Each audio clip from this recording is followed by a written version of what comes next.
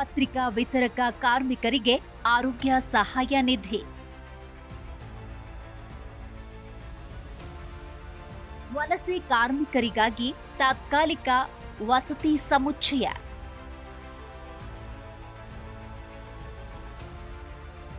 ಪತ್ರಿಕಾ ವಿತರಕ ಕಾರ್ಮಿಕರಿಗೆ ಜೀವನ ಭದ್ರತೆ ಒದಗಿಸಬೇಕು ಎಂಬುದು ಕಾರ್ಮಿಕ ಸಚಿವ ಸಂತೋಷ್ ಲಾಡ್ ಅವರ ಕನಸಾಗಿತ್ತು.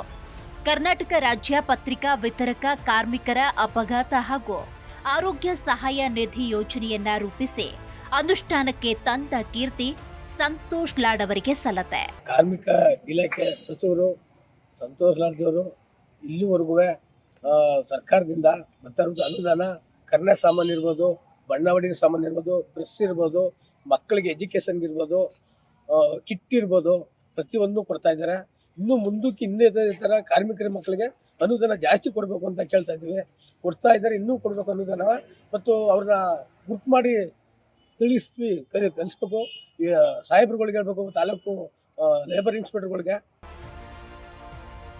ಹೊರಗುತ್ತಿಗೆ ಕಾರ್ಮಿಕರ ನೇಮಕದಲ್ಲಿದ್ದ ಹಲವು ಗೊಂದಲಗಳನ್ನು ನಿವಾರಿಸಲಾಗಿದೆ. ಪ್ರತಿ ಜಿಲ್ಲೆಗಳಲ್ಲಿ ಹೊರಗುತ್ತಿಗೆ ಕಾರ್ಮಿಕರ ಸೇವೆಗಳನ್ನು ಒದಗಿಸುವ ಸೊಸೈಟಿಯನ್ನ ರಚಿಸಿ ಅದರ ಮೂಲಕ ಕಾರ್ಮಿಕರ ಸೇವೆಯನ್ನ ಒದಗಿಸಲಾಗುತ್ತಿದೆ. ಪ್ರಾಯೋಗಿಕವಾಗಿ ಈ ಯೋಜನೆ ಬೀದರ್ ಜಿಲ್ಲೆಯಲ್ಲಿ ಜಾರಿಗೆ ತರಲಾಗಿದೆ.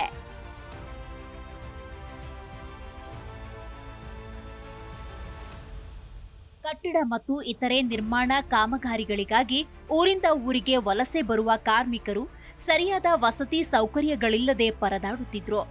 ಸಚಿವ ಸಂತೋಷ್ ಲಾಡ್ ಅವರು ವಲಸೆ ಕಾರ್ಮಿಕರಿಗಾಗಿ ತಾತ್ಕಾಲಿಕ ವಸತಿ ಸಮುಚ್ಚಯಗಳ ನಿರ್ಮಾಣಕ್ಕೆ ಹೊಸ ವೇಗ ನೀಡಿದ್ದಾರೆ.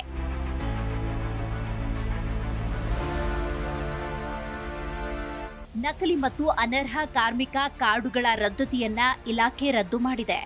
ಸರ್ಕಾರದ ಸೌಲಭ್ಯಗಳು ಕೇವಲ ಅರ್ಹ ಫಲಾನುಭವಿಗಳಿಗೆ ಮಾತ್ರವೇ ತಲುಪಬೇಕು ಎಂಬುದು ಕಾರ್ಮಿಕ ಸಚಿವ ಸಂತೋಷ್ ಲಾಡ್ ಅವರ ಯೋಚನೆಯಾಗಿದೆ.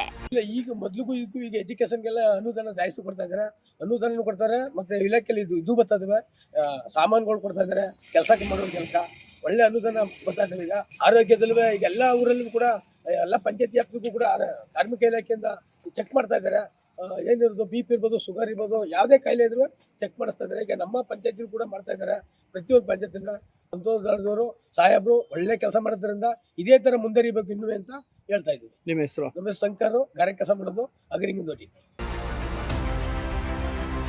ಕರ್ನಾಟಕ ಕಟ್ಟಡ ಮತ್ತು ಇತರೆ ನಿರ್ಮಾಣ ಕಾರ್ಮಿಕರ ಕಲ್ಯಾಣ ಮಂಡಳಿ ವತಿಯಿಂದ ಶ್ರಮಿಕ ವಸತಿ ಶಾಲೆಗಳನ್ನು ನಿರ್ಮಿಸಲಾಗಿದೆ. ಧಾರವಾಡ ಮತ್ತು ಮೈಸೂರಿನಲ್ಲಿ ಕೌಶಲ್ಯ ಕೇಂದ್ರ ಸ್ಥಾಪನೆಗೆ ಹಸಿರು ನಿಶಾನೆ ತೋರಲಾಗಿದೆ. ಒಂದೇ ಸ್ಥಳದಲ್ಲಿ ಕಾರ್ಮಿಕ ಇಲಾಖೆಯ ಪ್ರಯೋಜನಗಳನ್ನು ಪಡೆಯಲು ಏಕ ಗವಾಕ್ಷಿ ಯೋಜನೆ ಜಾರಿ ಮಾಡಲಾಗಿದೆ. ಕಾರ್ಮಿಕರಿಗಾಗಿ 43 ಸ್ಥಳಗಳಲ್ಲಿ ಅಂಬೇಡ್ಕರ್ ಕಾರ್ಮಿಕ ಸೇವಾ ಕೇಂದ್ರಗಳ ಸ್ಥಾಪನೆ ಮಾಡಲಾಗಿದೆ. ಖಾಸಗಿ ವಲಯದ ಉದ್ದಿಮೆಗಳಲ್ಲಿ ಪರಿಶಿಷ್ಟ ಜಾತಿ, ಪರಿಶಿಷ್ಟ ಪಂಗಡದ ಅಭ್ಯರ್ಥಿಗಳಿಗೆ ಉದ್ಯೋಗ ಅವಕಾಶಗಳನ್ನು ಒದಗಿಸುವ ಸದುದ್ದೇಶದಿಂದ ಆಶಾದೀಪ ಯೋಜನೆಯನ್ನ ರಾಜ್ಯದಲ್ಲಿ ಜಾರಿಗೊಳಿಸಲಾಗಿದೆ. ಸಚಿವ ಸಂತೋಷ್ ಲಾಡ್ 10 ಹಲವಾರು ಯೋಜನೆಗಳನ್ನ ಜಾರಿಗೆ ತಂದು ನಾಡಿನ ಕಾರ್ಮಿಕರ ಜೀವನವನ್ನ ಹಸನುಗೊಳಿಸಿದ್ದಾರೆ. Bureau report, Zee Kannada news.